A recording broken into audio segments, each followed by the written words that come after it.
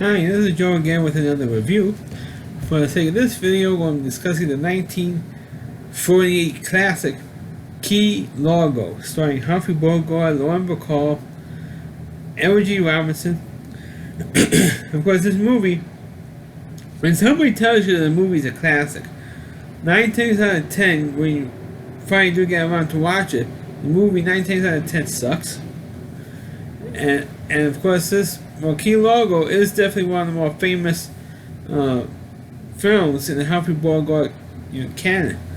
Humphrey Bogart plays a guy named Frank who goes to a hotel in Key Largo, which is in the Florida Keys, and he goes there to pay his respects to the family of his army buddy, because of course this is just after the movie came out about 3 years after World War II. So he decides to go down to the Florida Keys to this hotel in Key Largo and to express his condolences. Maybe tell some stories about this guy's son. And the guy who runs the hotel, his name is Lionel Barrymore, who goes his other famous role was in It's a Wonderful Life. So Humphrey Bogart's character is telling Lionel Barrymore and his army buddy's widow stories about how he died, how what happened, how they became friends, and so on and so forth.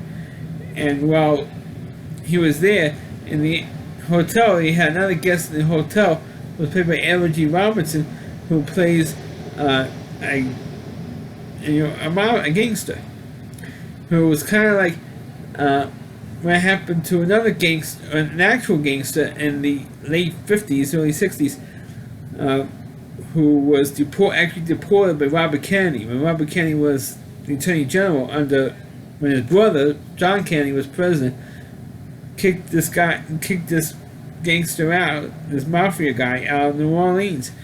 It's kind of similar, but like several years before that, it had Edward G. Robinson was kicked out of the United States because of his criminal activities. So he somehow got back into the United States. He's hanging out in this hotel. Edward G.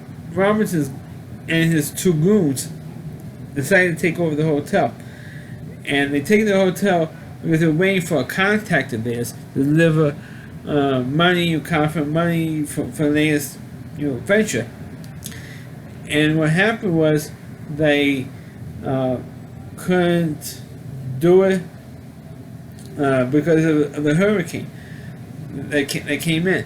So they were waiting for the storm to clear.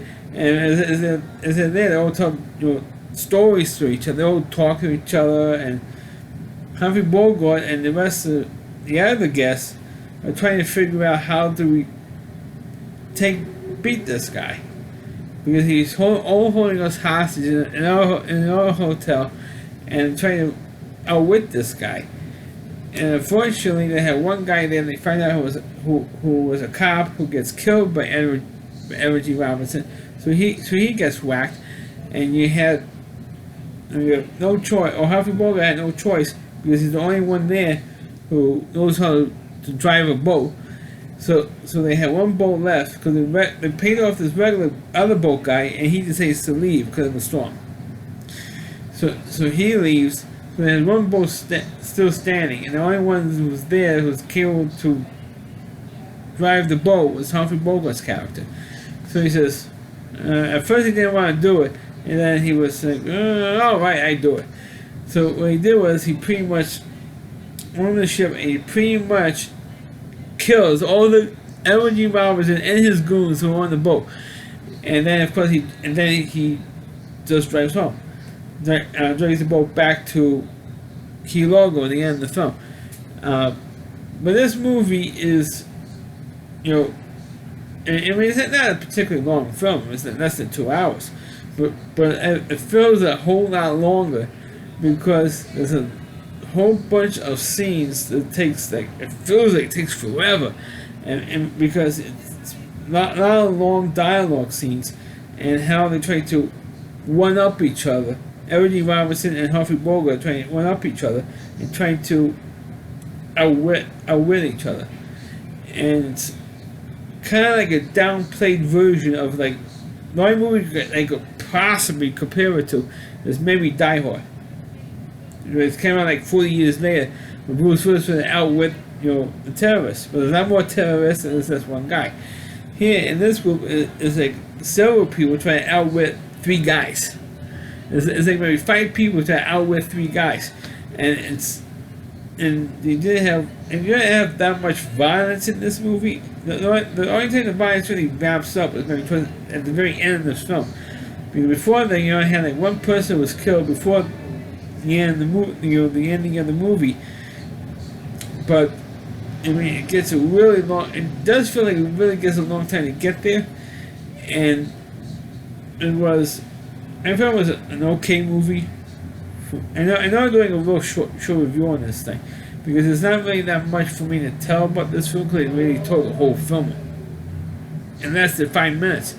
Because it's not really that much to tell in this thing because this dialogue seems really, really long, and this Humphrey Bogart and Edward G. Robinson are pretty much having the 2 of them having it out, and it's to me Humphrey Bogart plays like a kind of like a similar character to the character he played in the most famous role, which was Casablanca. He plays almost a similar type of character.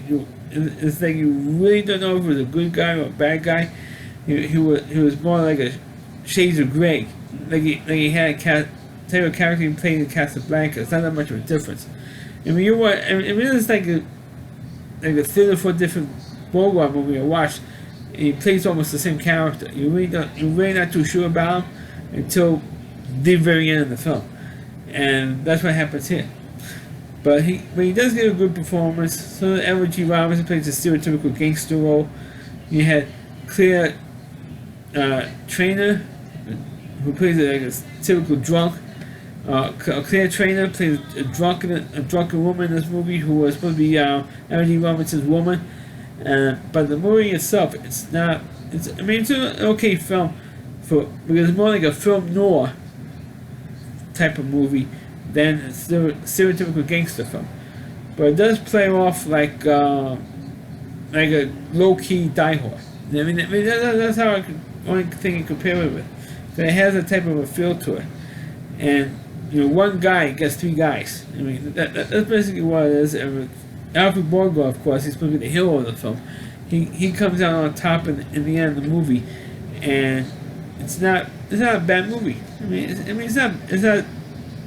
it's not like I want to watch it again because it would be bored to tears.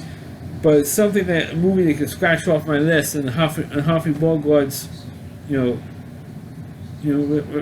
Humphrey Bogart movies. So that's my review of the movie Key Largo. Please click on the video, please rate it. Please subscribe to my channel. Please forward this video to your Facebook pages. You can check out all my reviews and on my YouTube channel at RallyC.com. That's all WDY. RallyC.com. That's the homepage of Rally Reviewer. Christine Moore. And please check out all of his videos on his website. Thanks for watching. Catch you next time.